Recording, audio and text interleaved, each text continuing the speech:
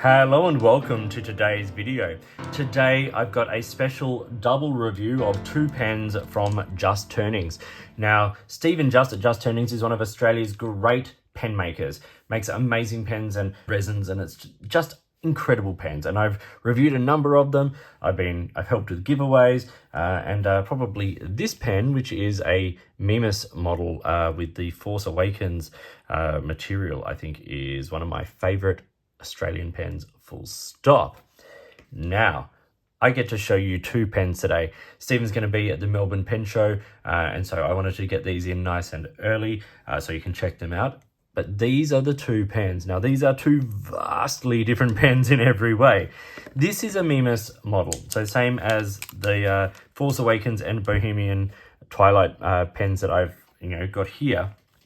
But this one is in the Just Turnings neon pink red material, and I think it's a very, very cool pen. I was so impressed when he put these up on Instagram. I had to get one, and so this is the pink red, and I think it's absolutely astoundingly cool. So different from everything else in my collection. And when I bought that, Stephen said, "Would you like to look at this?" And of course I do. So this is an unnamed model at the moment. It'll be at the Melbourne Pen Show, and is obviously a somewhat oversized pen, but not silly oversized, but just really big. In fact, Stephen put up a great Instagram post. I'll put a little picture of it over here, where an empty one of these, we take the section out. This is an eyedropper pen, and when you take it, open it, it basically, you can fit one of his smaller pen models, inside the pen, and I think that's kind of awesome. So we're going to look at the parts and features of both of these. I'll do a writing sample with both, and then we'll talk about some pros and cons for each. Let's start with the Mimas here in the neon pink red material. This is, as I said, it's very similar in style to the other Mimas pens that I've had. It's got a slightly rounded top, the cap swells, it'll step down onto the barrel, which tapers, and then a rounded end there. It's a twist cap, and it's about 1.5 turns. Little step down onto some smooth threads, and a beautiful sort of hourglass or sort of section there. Very, very comfortable. These Mimas pens are fantastic everyday riders in that way. And then it's got a number 6 Yovo nib, and there's a range of different nibs that you can get on Stephen's pens. I have a medium here, as I said, Yovo nib, plastic feed, and this one is a standard international cartridge converter, and a Schmidt converter is provided. I think this is a very cool pen. It's certainly an eye-catching pen. It's certainly different to other pens in my collection in terms of the material, but I think it's very, very cool. I wasn't able to capture it myself, but this neon material from Just Turnings will also glow under UV light. So I've just included a little photo of it here from Stephen. It's a very cool feature of this material. And then the big guy here. So this one obviously is oversized. It's made from this swirled blue and black acrylic resin material. It is also a twist cap, and this one comes off in about 1.25 turns. It's got the same features of the slightly rounded end, cap swells, it'll step down onto the barrel continues, tapers, and then another rounded end. As I said, 1.5 turns, big section, big pen. Little step down onto the threads there. The step down is more noticeable here, but you're not going to be holding it that far back, I don't think.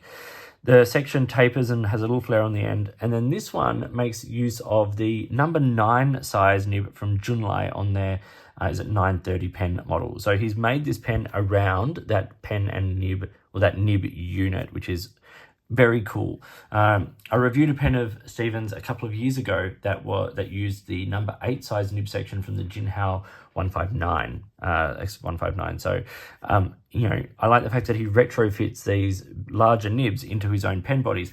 As I said, this is a eyedropper, and you unscrew the section, and then try not to get ink everywhere. Lots of nice silicone grease and a nice O-ring on there. And then you fill the barrel with ink. So you're going to have a huge ink capacity on this pen, obviously. It is a big pen. It's designed to be a big pen. It's big in the hand. It's huge when it's posted. It does post. Obviously, there are no clips or roll stops on these pens, but like that is a whopping big pen. And I'm all for it. I think it's very, very cool. It's not going to be for everyone, but I think it's very cool. Okay, let's do a size comparison. And now, obviously, the large pen here, the unnamed pen model, is going to be a much bigger pen than all the others. It's bigger than the Lamy Safari, and I've put the neon pink red Mimas here alongside my original Force Awakens, just to show that, like, you know, it's a similar style pen, slightly different, size. The thing with these pens, these are bespoke. These are all handmade. So they're going to be slight differences occasionally, be it like a little bit, millimeter here or there. We're not talking about, mass-produced machined pens here. We're talking about one guy making amazing pens, and, I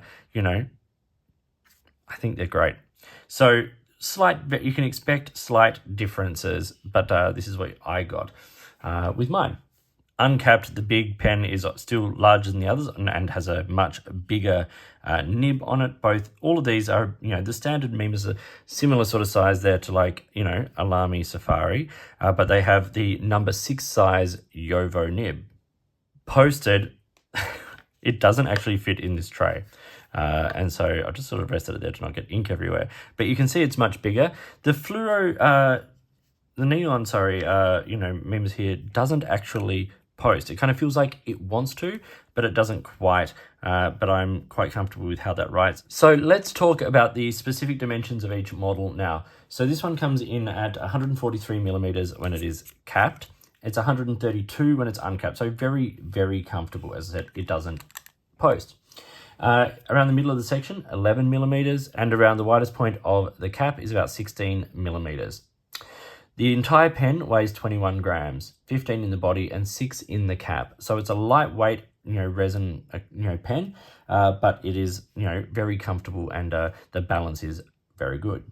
Now, as for its large friend here, this is 159 millimeters when it is capped. It's 145 when it is uncapped. So it's longer than most pens are, like it's from tip to tip, it's actually longer there, just by a couple of millimeters. And then it is 215 when it's posted. So it's huge. Like, I would be very surprised if anyone needs to post this pen. But if you want to, you absolutely could. The pen weighs 50 grams, 30 in the body and 20 in the cap. So you are also putting a substantial amount of weight on the back of the pen. But because the pen is so big, it kind of weirdly still feels a bit balanced, especially with that large number 9 size nib. Like, somehow that looks in proportion. It's so strange. Anyway, that's the way it is. It's got a 17 millimeter section and 23 millimeters around the cap. Big pen. Cool pen. All right, let's do a writing sample with these two pens now. So we'll start with the Mimas here. So we've got the Just Turnings.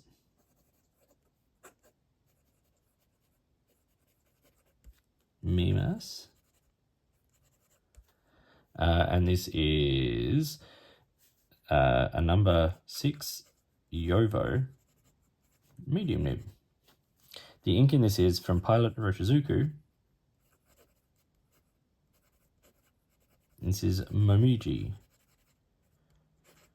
Before I even had this pen in my hand, I knew I was going to use this ink. This was one of the Roshizukus I bought on a whim at one point, and I've never really had a need for it. It's sort of like this pinky kind of red that, like, doesn't quite fit in with a lot of my, needs, shall we say. But when I have a pen of this color, this is the perfect ink.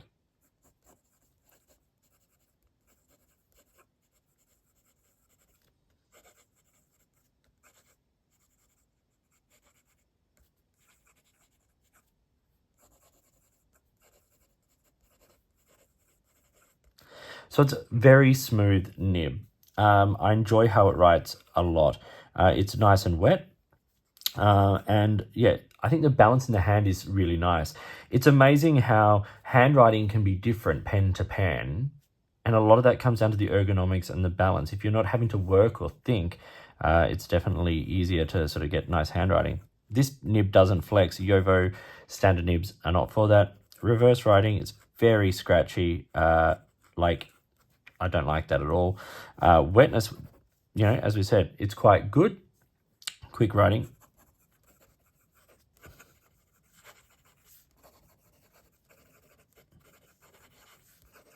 No worries.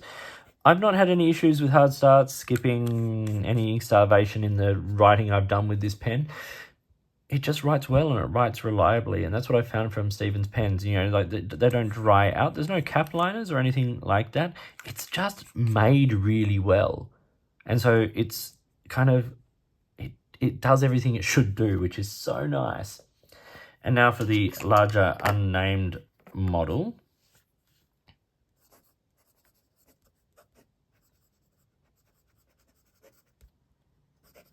I'll just say large fountain pen.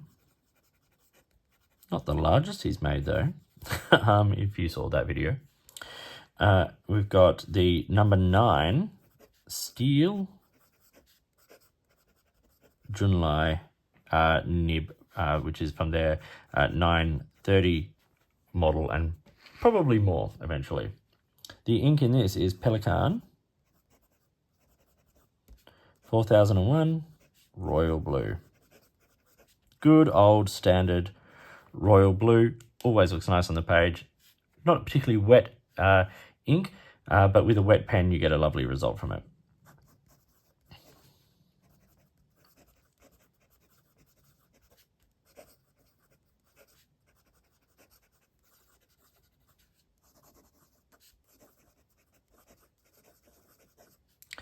So it's really interesting, as I said, about how pen ergonomics can make a difference in how you write. This is still very smooth. It's quite wet. You know, it's doing all the right things, but my handwriting sort of looks different. It did take a couple of days for me to get used to writing with this pen. And it's certainly not the sort of pen I would use necessarily for long writing sessions, but I think there's a place for it, and I'll come back to that in a bit. Reverse writing. It's very smooth, like one of the smoothest I've used. Not a flex nib, but there is a tiny little bit of line variation to be had if you want. This is a medium nib, but it writes very much on the finer side here. Quick writing.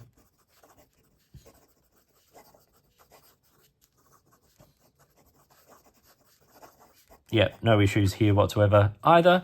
Just a very reliable pen with a huge ink capacity and a big body.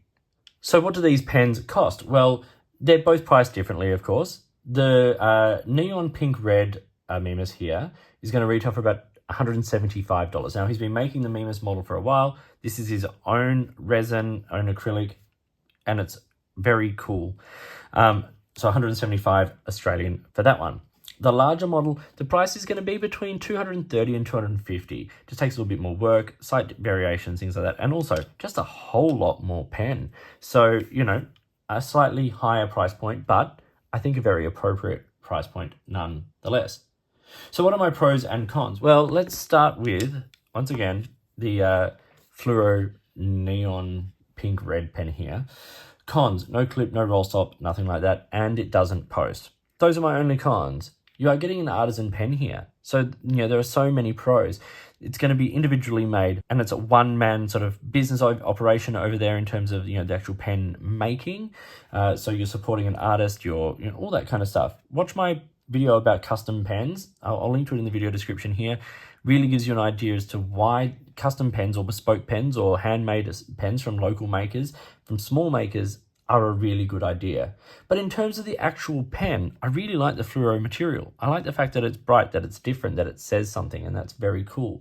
I love the fact that there's a wide range of nibs available, not just Yovo, the Cypress and things like that. You know, Stephen there really knows his nibs, and I think we'll make sure that you end up with a good one. It's a beautifully smooth writer, it's wet, it's comfortable, and that comfort in the hand is probably the biggest pro with this pen. It's just a really nice pen to write with. And I've said that about the other models like this as well that I've written with. They're just beautiful to write with. And then the bigger pen. What are the pros and cons? Well, there are still the same cons, no clip, no roll stop, nothing like that. And let's be honest, it's going to be too big for some people. It's going to be a joke pen to some people, but there are people who are going to look at this pen and go, that's the perfect pen for me. If you have things like arthritis or you have massive hands and just need a bigger pen, this is an option for you. It's a big pen and it's solid in the hand, shall we say. So what are the pros? Well, the nib writes really well. These Junlai number 9 nibs, Wingsung Junlai, are fantastic. You know, it posts. So if that's something you need, and if you want to have something that resembles, you know, a police baton, then this is a great pen for you. It's huge. The ink capacity is massive, being an eyedropper as well. So you're never going to run, well, you will eventually, but you're not going to run out of ink particularly fast. And then a big pro I have for both of these pens is just the quality of the workmanship and the build. All the, you know, the tolerances, all the threads are just beautifully cut. The polish on these pens is just remarkable. The materials used are beautiful, you know, even down to the tuning of the nibs and making sure that the nibs write beautifully. Everything is just done really well. There, you can see that these pens are related. There are connections in the designs, and I'm all for that. I love that. These are pens that are worth looking into. Just Turnings here in Australia. I'll link to all the details below. You can check it out. If you're at the Melbourne Pen Show, go check out you know, his stand there.